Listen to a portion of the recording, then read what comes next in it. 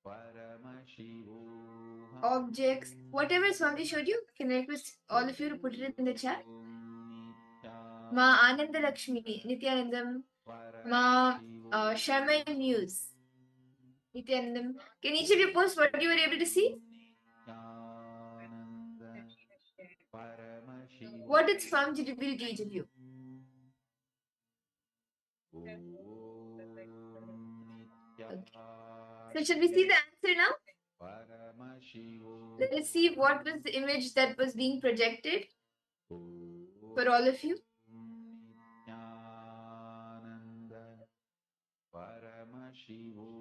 The image that was being projected was the image of a temple, the gopuram, the top part of the temple.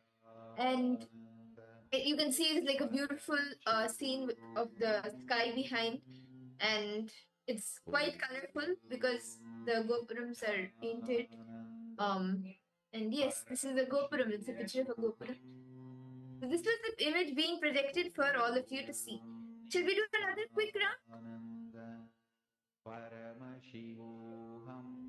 Shall we all do another quick round? We'll be projecting another image for all of you. I request each of you to please tie your eye bands again.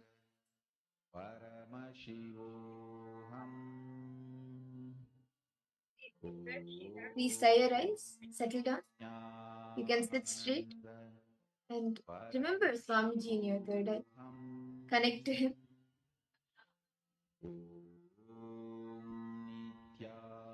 Chant the Mahavakya intensely.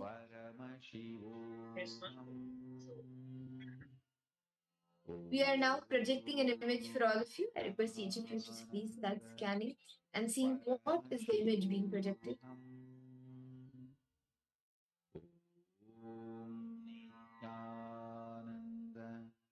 Paramashivoham Om Nityananda Paramashivoham Om Nityananda Paramashivoham Om Nityananda Paramashivoham Om Nityananda Paramashivoham Om Nityananda Paramashivoham Om Nityananda Paramashivoham Om Nityananda Paramashivoham Om Nityananda Paramashivoham Om Nityananda Paramashivoham Om Nityananda Paramashivoham Om Nityananda Paramashivoham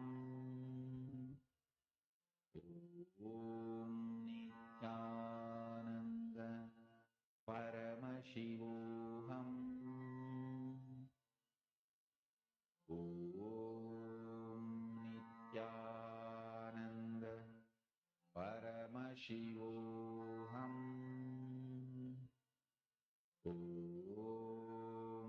Nityananda Paramashivoham Om Nityananda Paramashivoham Om Nityananda Paramashivoham Om Nityananda Paramashivoham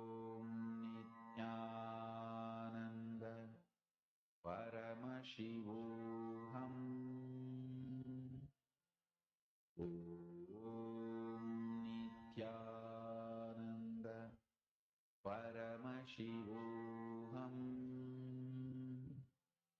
Om Nityananda Paramashivoham Om Nityananda Paramashivoham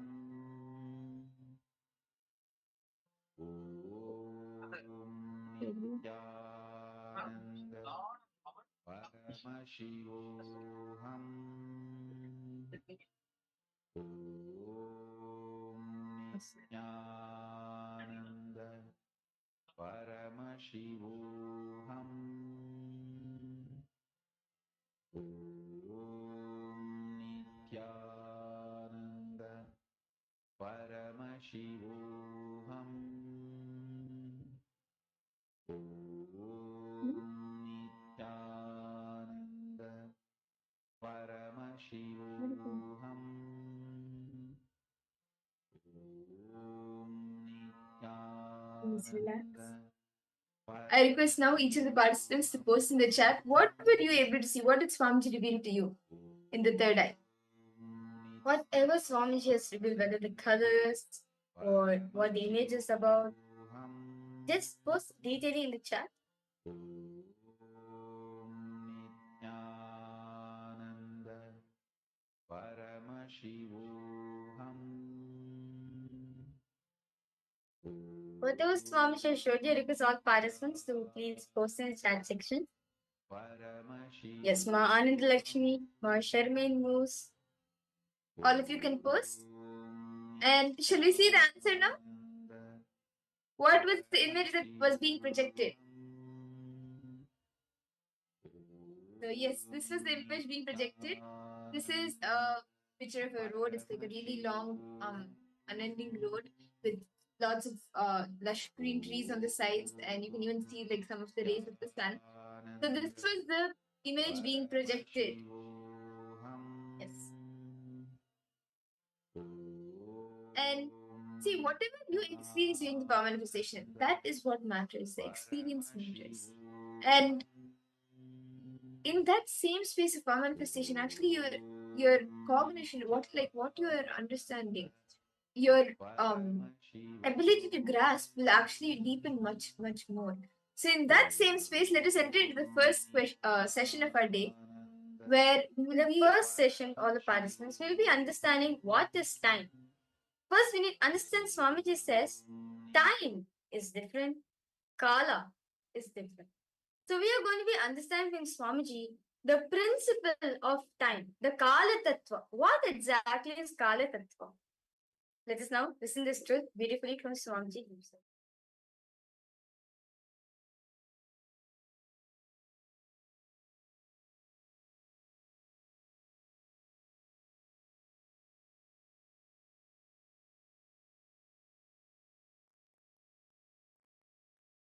Time and space is not same for all beings, even though the time zone and the machines to measure the time and the unit of time may be same for all of you. Understand this. Unit of time and machines with which you measure your time may be same for all you human beings, but time is not same for all of you. Each one of you experience different kala, time. Even in your own life, you experience different types of kala at different times. Time is a too small, poor English word for kala. The idea you have about time is more chronological, but the kala is existential. When the existential reality is measured by the mathematical, then it becomes chronological. Understand?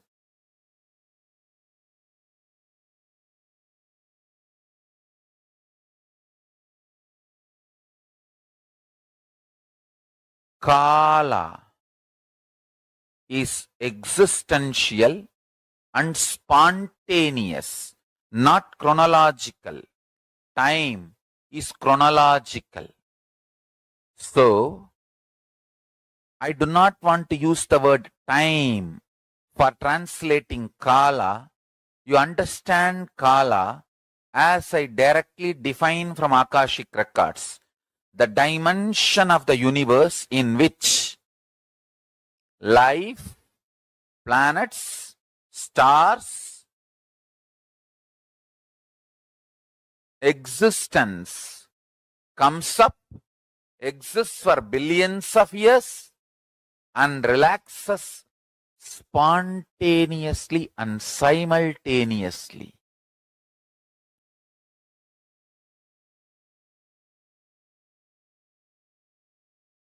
You may measure billion years between a Big Bang and black hole, but in the dimension of Kala, it is happening simultaneously. Big Bang is happening along with black hole.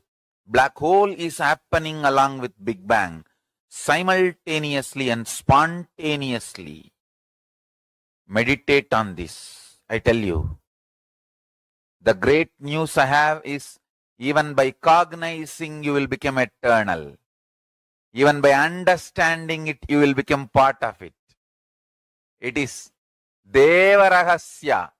What Yamadharma says to Nachiketa, it is secret of secrets, which even gods do not know. Understand? Even gods do not know.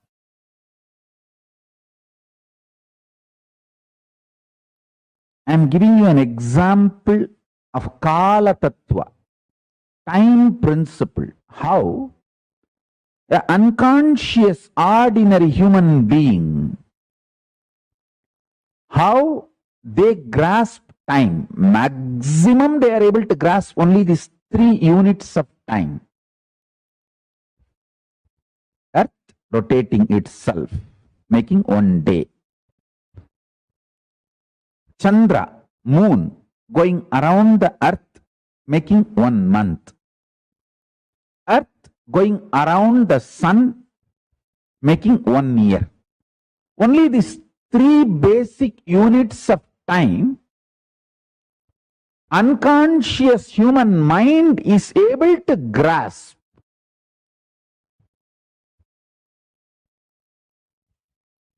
But the consciousness which could center itself in Nirvikalpa Samadhi, superconscious state, finds he is centered in Mahakailasa. This whole Surya Mandala is going around the Mahakailasa, makes the 4th unit of time called Kalpa. Listen.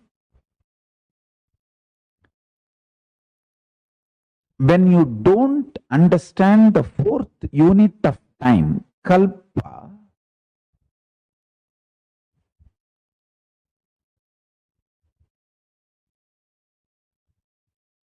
you start developing very narrow vision about time, life, about everything.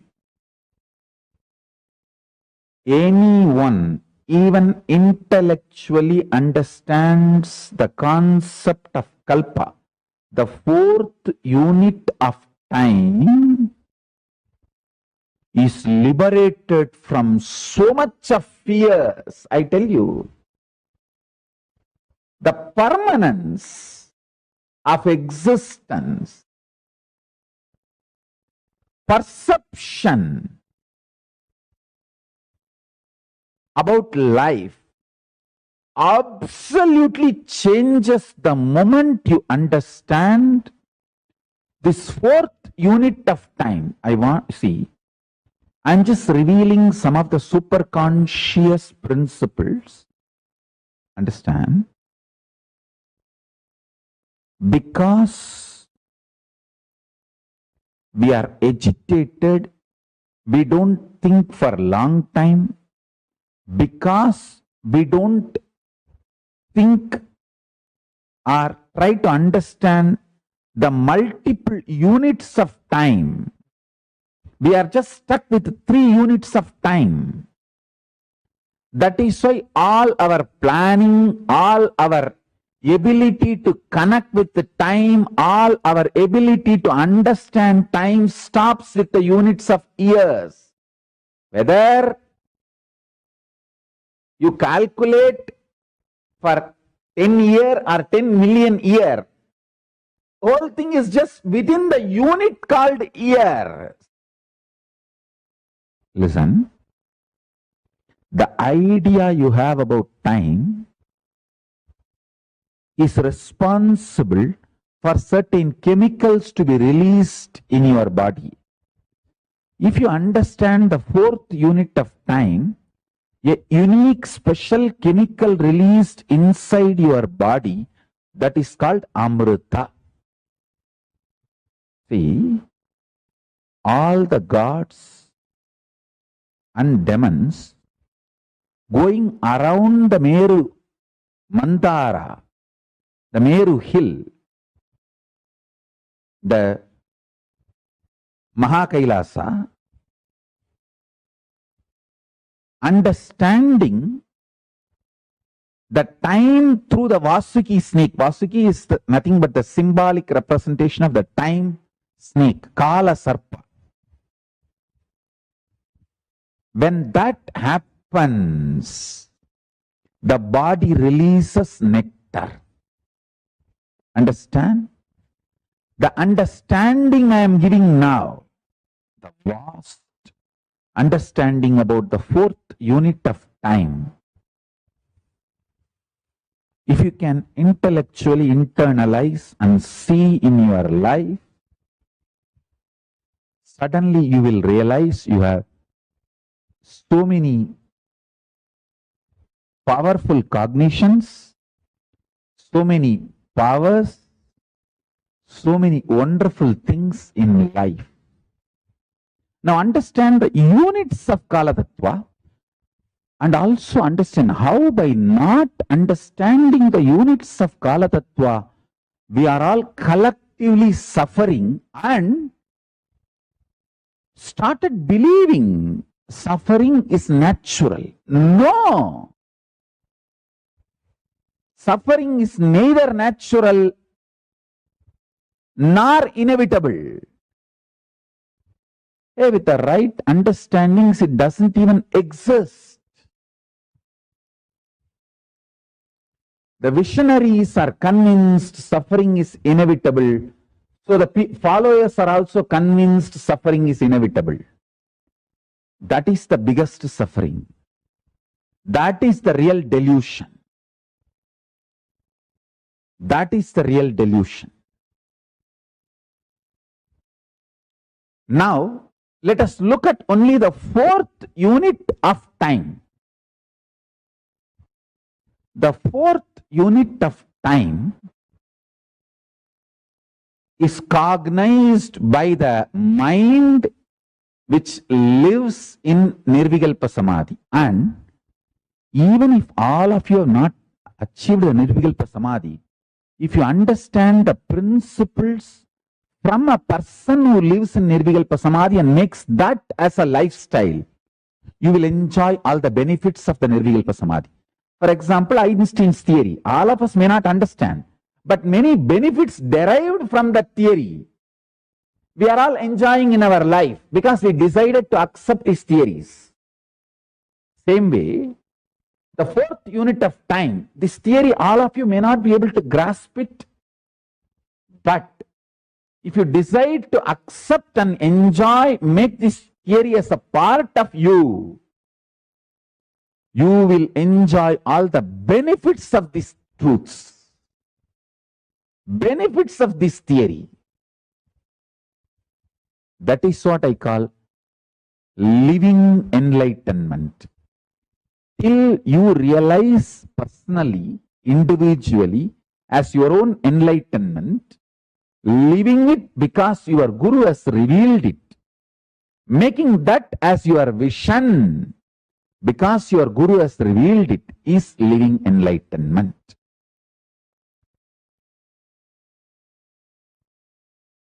Time. Kala Tattva, principle of time.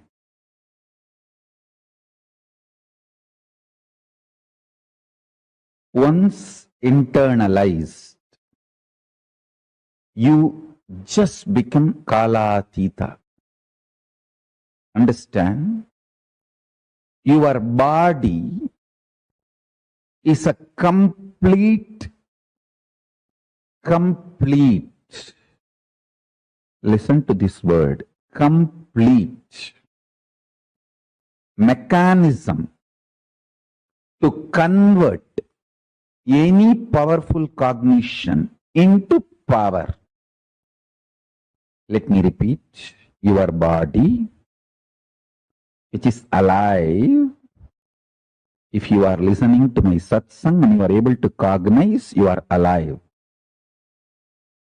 Your body, which is alive, is a complete mechanism. The mechanism is perfect and complete and capable of converting any powerful cognition into powers.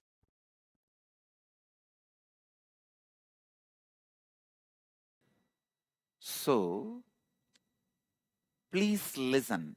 The decision you make this moment only decides your perception of the whole past. How many of you cognize what I am saying? So there is no such thing as past exists for you. Your mind shows every moment different past. It is very unfortunate. Based on your present mood and the space, your mind shows your whole past in that same color. If you are in the dark inner space, your mind paints the whole past as dark and shows you. If you are in the bright inner space, your mind shows your whole past as a bright possibility.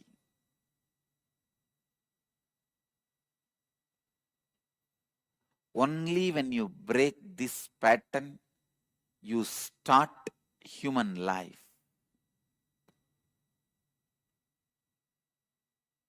Listen.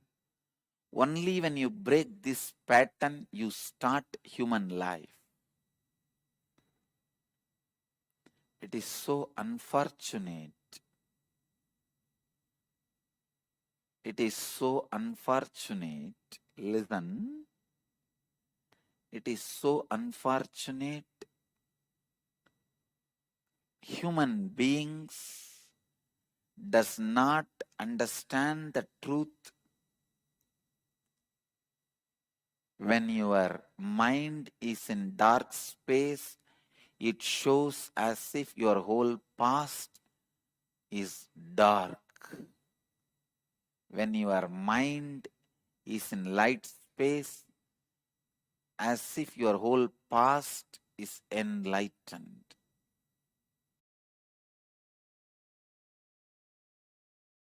Decide to cognize. Guru is manifest form of Paramashiva. Paramashiva is unmanifest form of Guru. With this cognition, now sit. I'll give you the ultimate truths to liberate you from all delusions related to time. Listen carefully. Time is endless. Time is endless but not eternal. Time has no beginning, no end, but not eternal. Listen carefully. The world you are experiencing in your dream has neither beginning nor end, but it is not eternal. You enter into that world and come out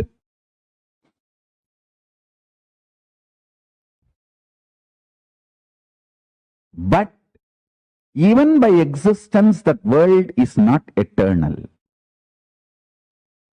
Swapna loka, the world you experience in your dream, is not eternal. It has no beginning, no end. Its beginning and end are beyond your comprehension, but it is not eternal. Same way, time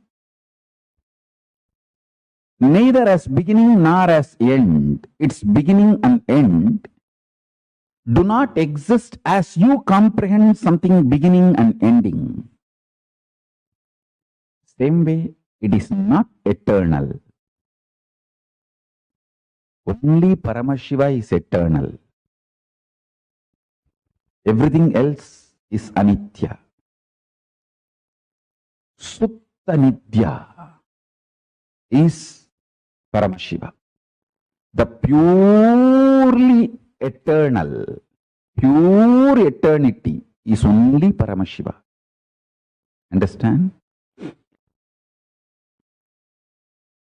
We all have different ideas, visualizations, identification with each of these technical terms. Each of these technical terms like a time, beginning, ending, eternal, ephemeral. We all have some ideas, visualizations. Time is beyond your idea of beginning and ending. Listen carefully.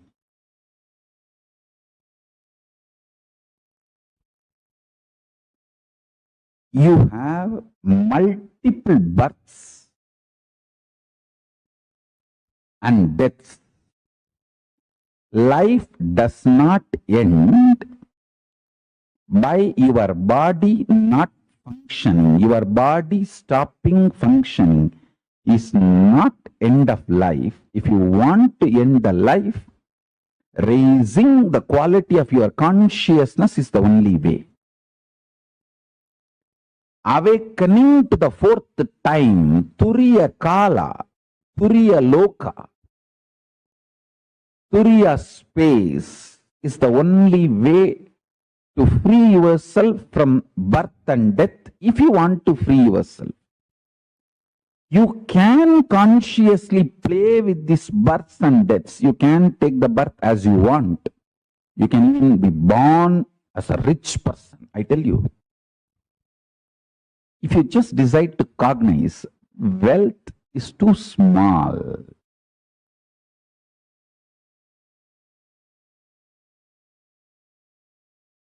From the pure space of Kala Bhairava,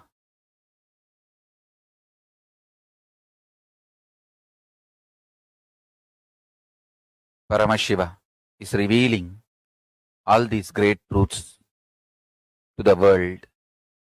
Please listen and internalize.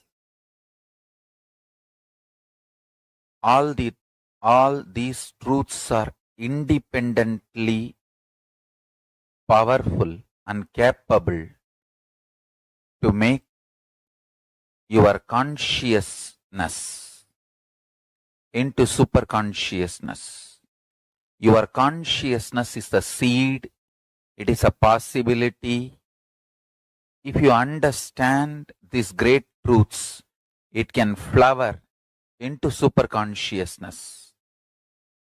The seed is waiting to flower to achieve its completion and fulfillment.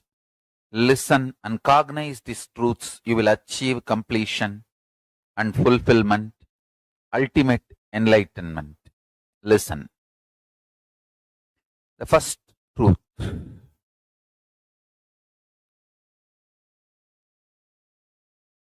Kala continuously meets your consciousness now, now, now. So the mood of your body, your mind, your physiology, your psychology, you keep now, plays a very important role in your whole life. If you keep the now in incompletion or hopes,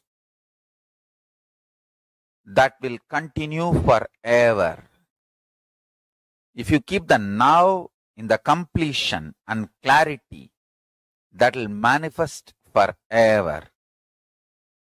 Kala does not meet your consciousness in the past or in the future. He meets your consciousness now, in the present. So, again and again, during your present moment, be in the space of completion.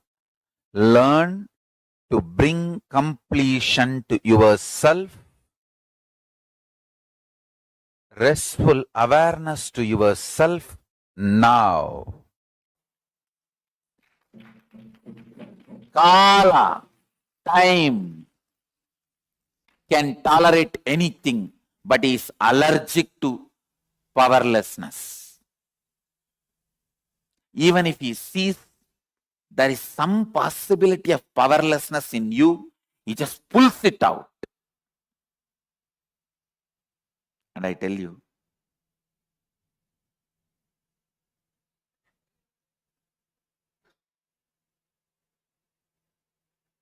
when he sees fear, when Kala sees fear in you,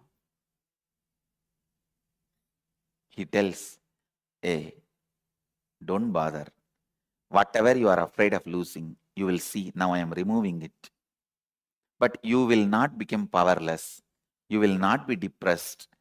Without that, you will be living, and after some time, you will even forget this was part of your life. Learn this. When you operate with life negative principles, the life negative dimension of the universe gravitates you. Life negative beings living in those universes support you and try to fulfill their aspirations through you. More you are life positive, time elongates, gives its best space for you. More you become life negative, time shrinks and gives the suffocating experience in you. Time elongates or shrinks within the elasticity called matter of the space. Space is also part of the matter from the higher zones of the space. Space is the refined matter from the lower zones like length, breadth, depth, time, but space is still a matter from higher zones, the higher dimensions, whether four fundamental forces of the nature, humanity is able to logically understand the power of gravity, electromagnetic force, weak nuclear force, and strong nuclear force are the powers which ordinary human beings don't have access as on now. when the space-time elasticity is experienced by an individual, he manifests a power called ability to shift his being from any vertical time zone. Enlightenment is all about how you decide to feel about you. If Marana Smarana triggers, Marana Smarana means remembrance of death. If it triggers insecurity, uncertainty, oh, will I have a natural death or will I die in an accident? Will I be murdered or will I commit suicide? What will happen? I don't know. If the Marana Smarana triggers fears, pains, feeling terrorized and shivering, all that, be very clear. Your whole life is useless. So decide to spend time on yourself and evolve a very matured being for yourself. That is the biggest asset. Biggest asset a being can have is a matured, happy, joyful, vacation mood when you remember your death. Marana Smarana should give you vacation mood. Hey, I am going to have vacation with Swamiji in Kailasa. How long? Who cares? It's a vacation. I don't need to go for my job regularly. I neither need to do my office work nor need to do Sangha work. Hi, bye. If Marana Smarana gives you kind of a feeling relieved, listen carefully. Your cognition about past also will be very light. I tell you, you can feel your whole past was hell. You can feel your whole past was heaven. Both are factually, both can be supported with enough facts. You have enough facts to argue your whole past was heaven. You have enough facts to argue your whole past was hell.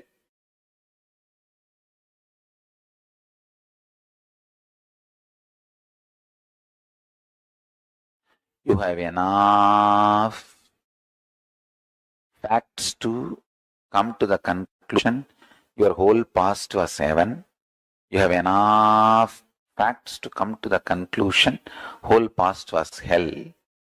Listen carefully. Paramashiva beautifully reveals the Kala. Listen. Kala is time. That wheel gets the bump whenever you have undigestible, intolerable, negative possibility. For example, some people, they can tolerate anything in their life, even the poverty, but not sickness. Some people, they can tolerate anything in their life, even sickness, anything, but not poverty. Some people, they will tolerate anything, but they don't want to lose their husband or wife. Some people, they will tolerate anything, they just don't want to lose their son. Some people will tolerate anything, but they can't handle the prison or even the fear of jail. Some people can tolerate anything. No problem about no fear of jail, no fear of disease, no fear of poverty, no fear of losing the house, no fear of losing the spouse, no fear of losing even the kids. They just can't handle a morning without a cup of coffee. Understand, something which triggers anxiety, panic, I can't deal it, which triggers you to lose your prajna, that your existence, which just imbalances your prajna. Listen carefully. That is what is the bump for the Kala Chakra to roll smoothly. Marana Smarana will point out what is it that makes you lose your prajna, your existence. Listen carefully. There are some people who are ready to lose anything, but not the house they are living. There are some people who are ready to lose everything, but not any parts of the body in accident. There are some people who are ready to lose anything, but afraid of getting imprisoned, jailed. There are some people who are ready to lose, they have no fear of jail, poverty, health, but they can't even think of losing the spouse. So like this, each one has some trigger point which makes you fall out of your prajna, balance of your prajna. Marana Smarana triggers that. Listen carefully. You all should do Marana Smarana and trigger that pain point and heal it once for all. You just have to poke that tumor and pus should come out. What can be done? Even if you are collapsed, even if you collapse for 2-3 days, nothing wrong. But don't go for any other alternative, diverting, addictive methods. Face the Marana Smarana with boldness and courage. I tell you, any boldly and courageously gains a very powerful prajna. And I tell you, powerful prajna is the most beautiful asset. How these celebrities all, they ensure their beautiful part of their body like eyes, lips, thighs, hands, leg, nose, all that, and different various other parts also. How they ensure beautiful parts of their bodies, the different celebrities.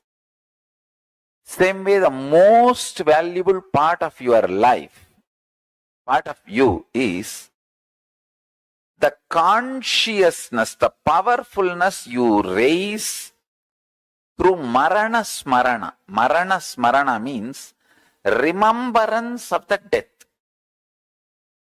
What is triggered in you by remembrance of the death, you should go through that and build a most powerful, beautiful personality, conscious being, prajna, pratyagatma chaitanya, individual consciousness, jiva, self.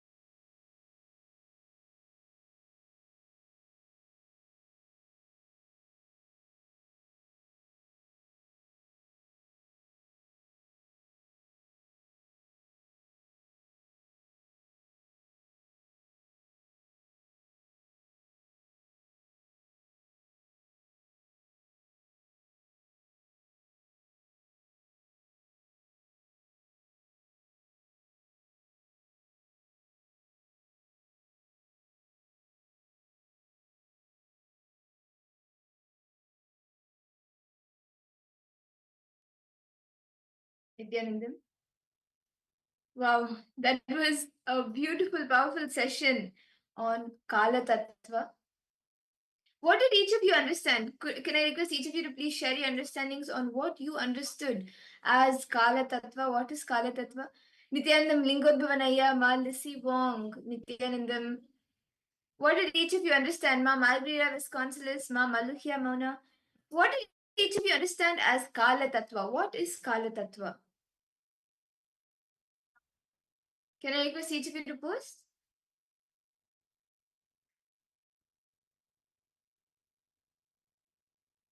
Ma Ananda Lakshmi, Ma Mahulya Mauna, request all participants to post what do each and every one of you understand as Kala Tattva. Yes, Nityanandam, Nityalingodbhavanaya. Nice to see you for the program. Okay. So let us understand what is Lingod, what is Kala Tattva. What exactly is Kala Tattva? Swamiji says, see, Kala Tattva, see, in Sanskrit, right? If you want to roughly translate time, we call it as Kala.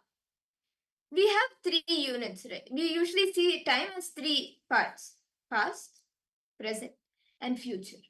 Going beyond this is the Kala Tattva.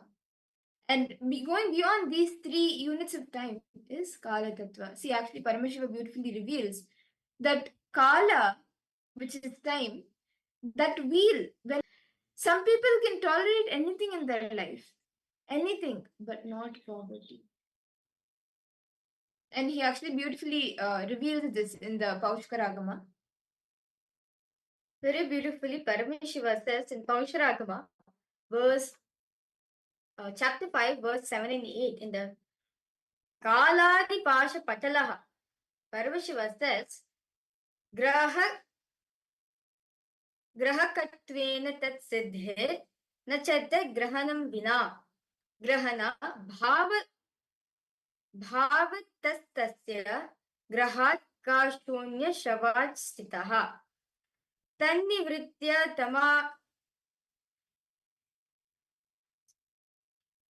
तन्निरित्यादमादौतु मायातो जायते कला ततो विद्या कालतत्त्वात्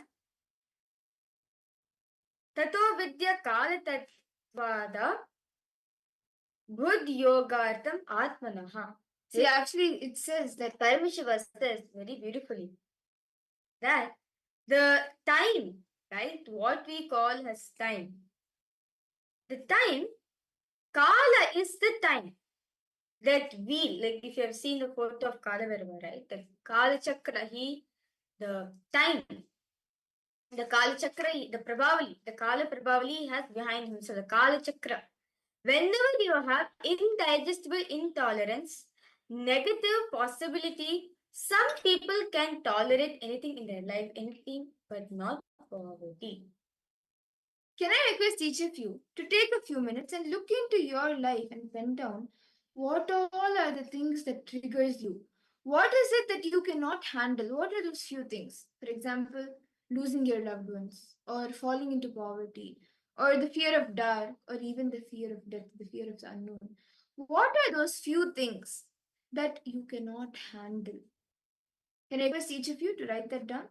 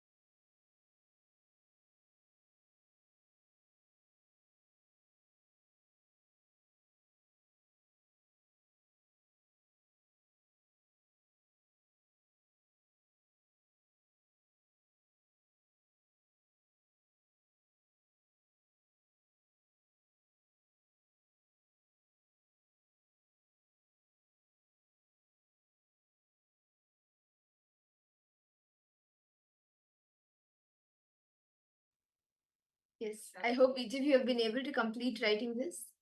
All the places that triggers you, what is it that you cannot handle?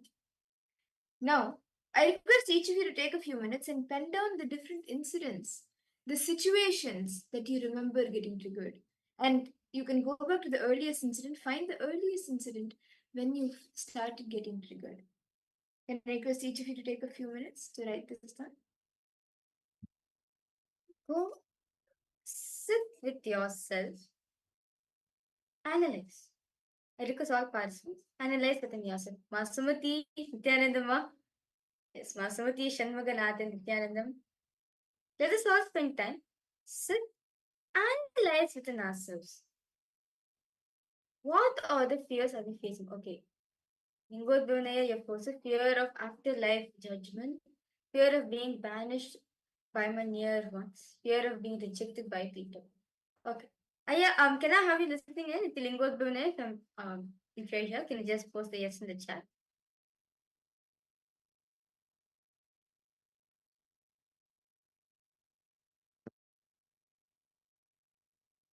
Yes, Nityanandama, Sumati. How are you, ma? Nice to see you for the program. Can I request you to come on camera? Okay, yes. Thank you so much, Lingodvanaya. Okay. Now, you have all these fears within yourself, right? Fear of judgment, fear of being banished, fear of being rejected by people. Now, yes, Nityanandamaya, nice to see you. Okay. Now, look inside yourself. See yourself, okay? When was the earliest memory you had this? Certainly, see, fear always come only when certain situation has happened in our life. The only then we are having this fear, right? So I request you to go back. Find out the earliest memory where you felt this. You understand? Go back to the earliest memory where you felt banished from your near and dear ones. Go back to the earliest memory where you felt rejected by people, where you felt judgments after life. Just look into yourself. When was the earliest memory you had this? Can you take a few minutes to write this down? Malisi Wong, Nityandam, Maluhya Mona. Each of you can write it down.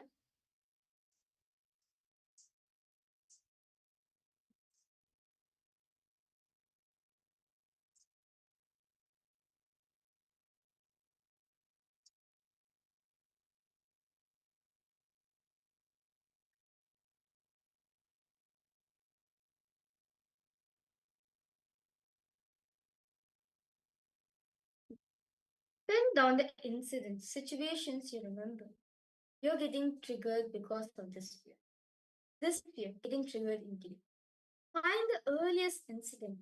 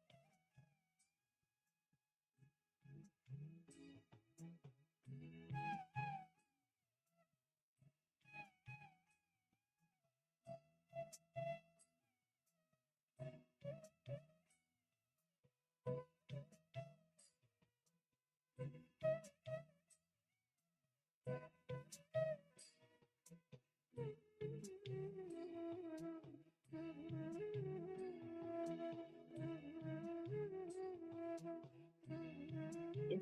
I hope each of you have been able to pen down the earliest incident which you are able to recollect, which triggered you and created the different, which triggered you for all the incompletions.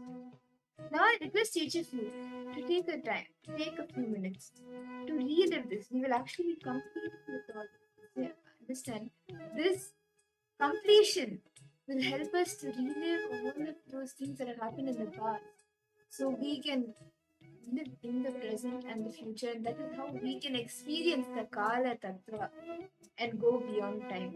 Yes, Lingodvanaya has put that you remember one incident That when I was in the first grade, I was rejected by my destiny, but it seems that I have listened earlier. Yes, that's very true, Aya. We have incident much earlier than that itself. Yes. But whichever is the earliest you are able to remember, first start reliving that. First, do the process with that. And if you remember the earlier ones, you can go to that as well. But right now, do for the earliest one that you remember. See, I actually, Swamiji said, when you're doing the completion, right? Logically, we'll remember up to certain point. Logically, we'll remember up to certain point. But when you're doing completion, right? More details will be revealed to you. Who knows? This may, like, who knows? Swamiji might even show you an incident which happened when you were 2, or when you were just like few months. That's the power of completion. So as long, see, if you're able to trace back to this much, it is fine, great. But if you're not able to do more than that, you start in completion with this incident. When you start in completion with this incident, you'll see that you'll be able to go more back, more earlier. You'll be able to go earlier.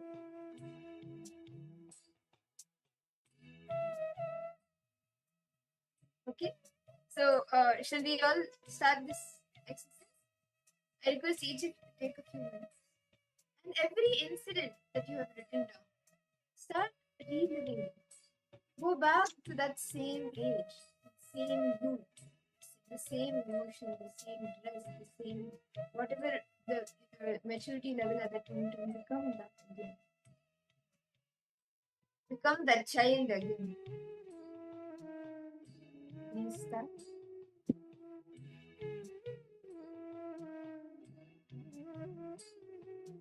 Relive to be. Go back to that incident. Feel that incident has happened for you once again. Feel that same emotion. Feel that same people, experience, knowledge. Had happened. What is triggering you through that? Build conscious. Build Pratigatma chanting. That's all part of it.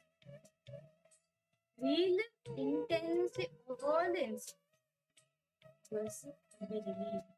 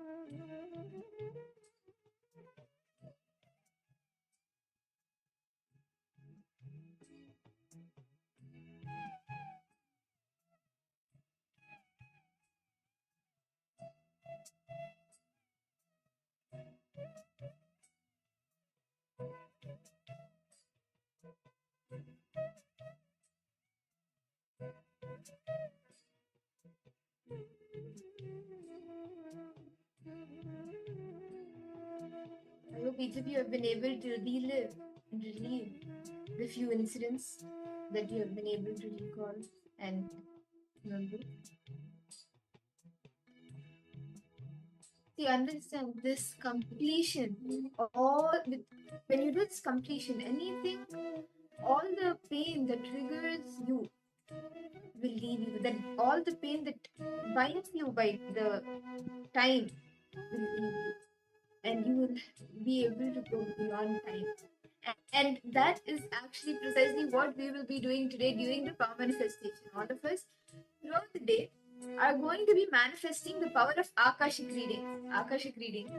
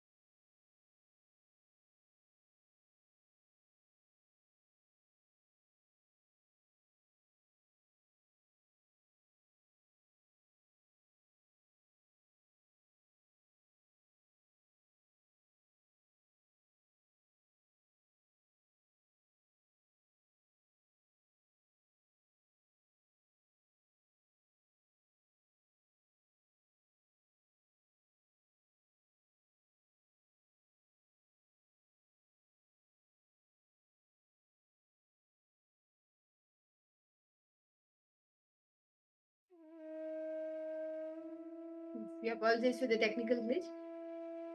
Today, all of us, as we are learning to go beyond time and experience the Kala Tattva, we will be manifesting the power of Akashic readings, which is accessing the past, the present, and the future, accessing the cosmic archives, the Akashic records, where all the details of the past, present, and future are available. And the best thing is, see, actually, only an enlightened being can even access these cosmic archives. But Swamiji is going to be blessing us all, and today we will be in today's darshan. We all will be initiated into this power, and we will be preparing ourselves and practicing this power of Akashic readings, of being able to access the cosmic archives. And Swamiji is that portal for us. So, shall we all enter into the Akashic readings? See, this is a very powerful power. You literally, once you are initiated in the Akashic readings, right? You literally manifest Kalabhairava. You manifest Kalabhairava through you to access those cosmic archives. And Swamiji, see, all of us need a portal, some way, like a door to access the cosmic archives. And Swamiji is that portal. That is why whenever we see the Akashic readings, we see it in Swamiji's form, in golden letters. And today, as each of you are manifesting this power, I request all of you to take a few minutes to bring your Atmamurti if you don't have it. Please get your Atmamurti. And the Jnananjana, or the Aushada, which you may be having. Please get the Aushada and the Jnananjana. If you don't have either of them, and you don't have an Atmamurti either, you can just sit down and you'll be doing it through your third eye for now. But if you have the Atmamurti and if you have the Jnananjana or any blessed Aushada, please bring that. Take a few minutes to bring it and settle down. Ma Sumati Shanmukam, Ma Listivang, Ma Malukya Mauna, Ma Anandalakshmi, Nityanandam. I request all of you to please come on camera and let's start the power manifestation. I hope each of you have been able to have your Atmamurti and the Aushada.